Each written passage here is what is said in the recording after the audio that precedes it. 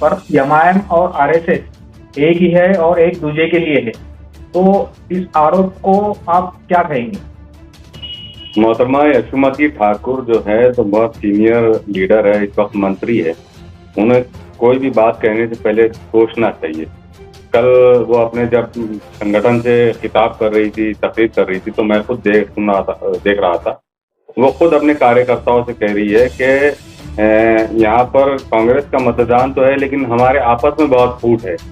इससे अंदाजा लगाइए कि कांग्रेस के अंदर की क्या पोजीशन है, कितना एक दूसरे के लिए इनके पास ग्रुपिज्म है, कितना एक दूसरे के लड़ रहे हैं आपस में।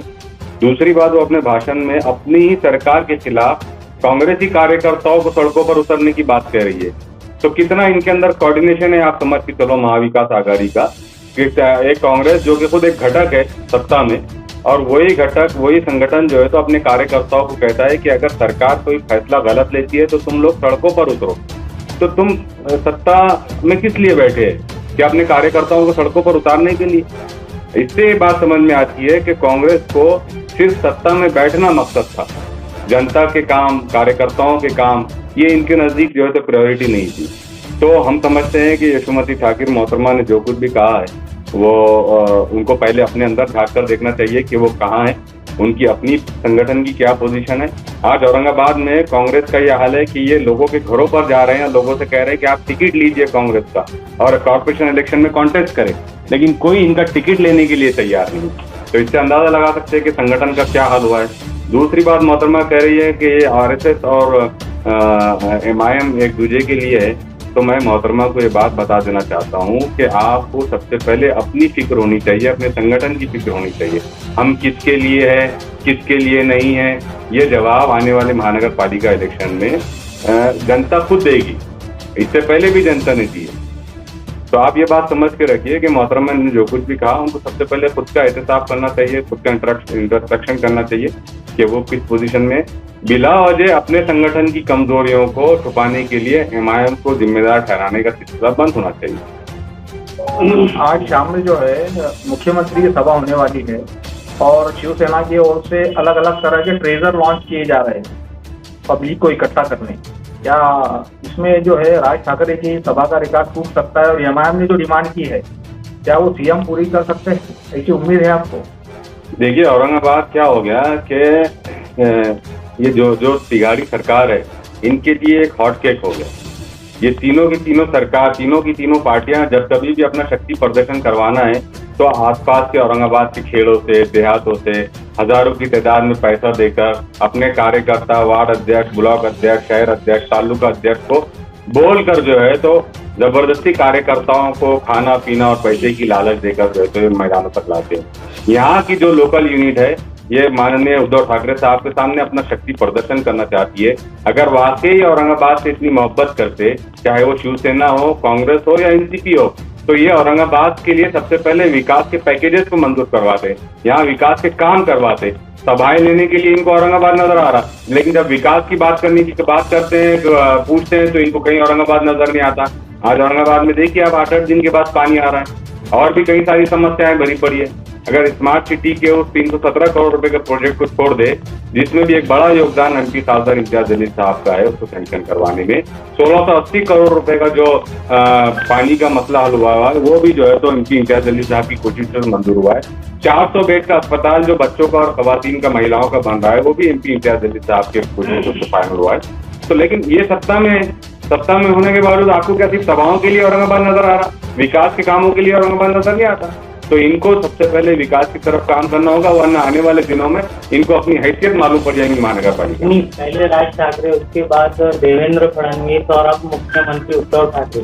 तो क्या ये एमआईएम के पूरे इंडिया में जो दूसरे खासदार है इम्तियाज जलील यहाँ के औरंगाबाद, क्या ये उसकी वजह से हो रहा है? क्या बड़ी बड़ी हस्तियां महाराष्ट्र की यहीं पे सभा ले ली है? क्या वजह मानते हैं आप? ये कितनी भी सभाएं लेने दीजिए, औरंगाबाद का आम नागरिक, आम शहरी अब समझ चुका है ये जात पात और धर्म की राजनीति से ऊपर उठकर अब वोट देने वाला है। चाहे वो फडणवीस साहब ले ले, चाहे ठाकरे साहब ले ले, या चाहे कोई और ले ले, हम आपको बता देंगे। और एक बात का भी हम चैलेंज करते हैं कि जितनी भीड़ हमारे नेशनल प्रेसिडेंट जनाब असदुद्दीन ओवैसी साहब और इम्तियाज जलील साहब को सुनने के लिए इकट्ठा होती है, मुफ्त में अपने दिल से लोग आते हैं, उतनी भीड़ तो इनकी सभाओं में भी नहीं होती, जबकि लोग पैसा देने के लिए तैयार होते हैं, इसके बावजूद भी सभाओं में इतनी भीड़ नहीं आती। तो लेने दीजिए, कितनी भी सभा लेते हैं, जैसे हमारे खासदार साहब ने कहा कि 100 सुनार की, 1 लोहार की, अभी होगी सभा इंशाल्लाह, बैरिस्टर असदुद्दीन ओवैसी साहब आएंगे, फिर बताएंगे कि सभाएं ऐसी ली जाती है, लोगों को ऐसी बुलाया जाता है। लोग जो दर्जों खुद से इसलिए आते हैं कि हम जनता की बात करते हैं, जनता सुनना चाहती है, उनके अपने मसाइल का हल जानना चाहती है। हम सिर्फ शक्ति प्रदर्शन के लिए जो है सभाएं नहीं लेते, हम जनता की बात करते हैं और जनता की बात करने के बाद उन इश्यूज को सॉल्व करने के लिए कोशिशें भी करते हैं। अभी प्रभाग रचना जैसी भी घोषित हो गई है अभी, तो इच्छुक काम को लगते नजर आ रहे हैं। तो बहुत दिनों से अभी घर में थे, अभी बाहर निकले हुए हैं। तो ऐसे वक्त में जो है अलग अलग दीगर पार्टियों के जो नेतागण है, इच्छुक है, वो संपर्क में है एमआईएम के? एमआईएम के संपर्क में तो शिवसेना के लोग भी है, कांग्रेस के लोग भी है और एनसीपी के लोग भी है। क्यों? तो इनको पता है कि इस मर्तबा जनता अगर इस मर्तबा किसी पक्ष को वोट देने वाली है तो वो एमआईएम को देने वाली है। उसकी 2 वजूहात है, 3 वजूहात है। पहली वजह तो यह है कि पिछले 7 सालों में आमदार रहते हुए और खासदार रहते हुए 2.5 सालों में एमपी इम्तियाज जलील साहब ने अपने जो काम करके बताए हैं, उसके बाद चाहे वो हिंदू हो चाहे वो मुसलमान हो, वो इस बात को मानने के लिए मजबूर हो गया है कि नहीं, सही लीडर यही है। Sir, number 1। नंबर 2 ये है कि हमारे जो कॉर्पोरेटर्स थे जिन्होंने अपने कार्यकाल में काफी कुछ काम किया है अपने वार्ड के अंदर, आप देख सकते हैं कि 5 साल पहले की वार्ड की हालत क्या थे और अब क्या है, काफी कुछ काम किया। उस आधार पर जो है तो लोग एमआईएम को चाहते हैं। तीसरा ये है कि पिछले तकरीबन 2.5 साल से औरंगाबाद महानगर पालिका में बॉडी नहीं है, लेकिन इसके बावजूद भी हमारी पूरी टीम, हमारे पूरे कार्यकर्ता, चाहे वो वार्ड अध्यक्ष हो, चाहे वो किसी की टीम हो या कोई और जिम्मेदार हो, हर कोई जो है तो जनता की सेवा के लिए सत्ता में ना होते हुए, महानगर पालिका में ना होते हुए जनता की सेवा के लिए 24 घंटे खड़े।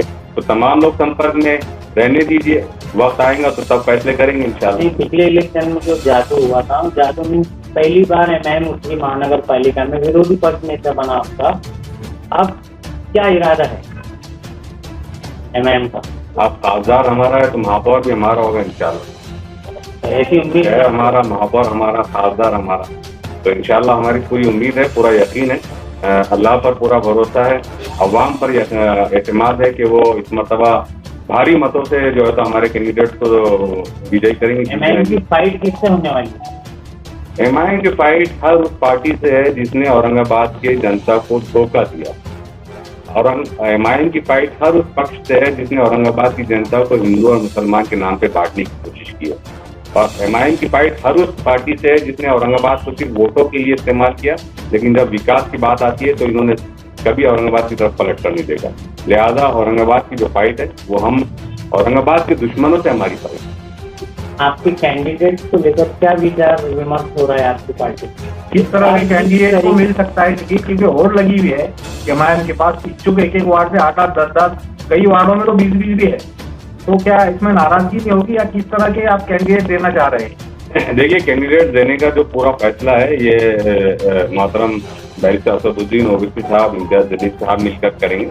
लेकिन हमारी जितनी समझ है कि हम ऐसे लोगों को इंशाल्लाह टिकट देंगे जो जनता के कामों के लिए हमेशा तैयार रहते हैं और जिन्होंने जो पक्ष से वफादार रहे हैं और जिनके पीछे लोग हैं, हम ऐसे लोगों को इस मरतबा तरजीह देंगे इंशाल्लाह, जिन्होंने कुछ काम, चाहे वो पद पर रहे हो चाहे वो पद पे नहीं रहे हो, लेकिन वो जनता के लिए काम करते रहे, जिनके अपनी हलकों में, अपने वार्ड में मकबूलियत है, लोग उनको मानते हैं और वो सक्षम है इलेक्शन लड़ने के, तो हम ऐसे लोगों को तरजीह देंगे। एजुकेशन और जो महिलाओं का जो 60 सीट हो सकती है शायद महिलाओं 60 to 60, महिला एक और एक एजुकेशन, ये देखा जाएगा। सवाल ही पैदा नहीं होता। देखिए, जब आप अपना नुमाइंदा महानगर पालिका में भेजते हैं तो सबसे पहली उसकी जिम्मेदारी होती है कि वो महानगर पालिका में जनरल बॉडी मीटिंग के एजेंडे को पढ़े और उस पर बैठ मुबाहिसा करे।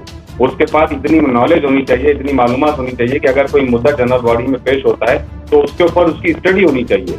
वो सत्ता में बैठकर, हाउस में बैठकर जो है तो वहाँ पर उस एजेंडे से मुतालिक, उसके फायदे और नुकसान से मुतालिक बात कर सके।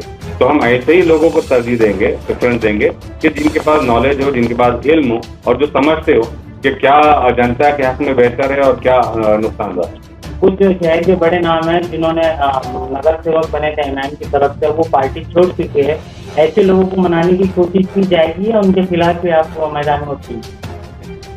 हाँ, नहीं देखिए, अगर उन्होंने पार्टी छोड़ा है या पार्टी से उनको निकाला गया है तो पार्टी आला कमान का फैसला है। और अगर वो तौबा करके वापस आते हैं, मालूम है कि हमसे गलतियां होंगी या गलतियों को वो तस्लीम करते हैं, तो इसका फैसला भी जो है तो हाईकमान करेंगी कि उनको वापस लिया जाए या ना।